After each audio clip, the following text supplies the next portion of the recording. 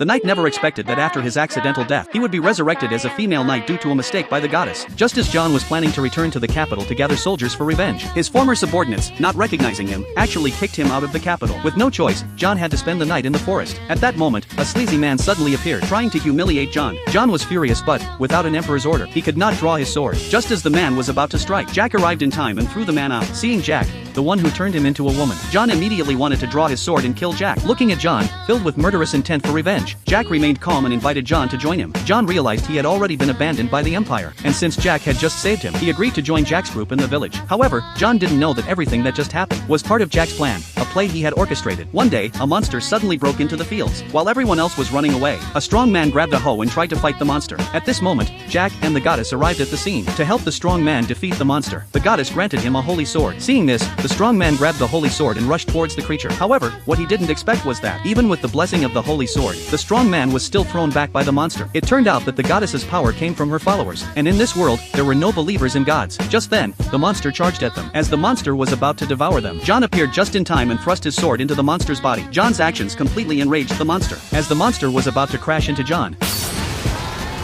John drew his sword and cleaved the creature in half. The victory in battle made the villagers cheer with joy, as this was the first time they had seen a monster defeated. At that moment, Jack suddenly came up with a plan to promote the identity of the knights of the cult, convincing the villagers that joining the cult would help them resist the monster attacks. Under Jack and the goddess's persuasion, the villagers readily agreed to join the cult. In order to rapidly expand the cult's number of followers, Jack began controlling the village's food supply. Only those who joined the cult could eat at Jenny's restaurant. Next, Jack created containers for long-term food storage. Anyone who joined the cult could get a container for free. Little did they know that Kevin, who was in charge of making the containers, had not slept for several days and nights, due to Jack and the goddess's brainwashing.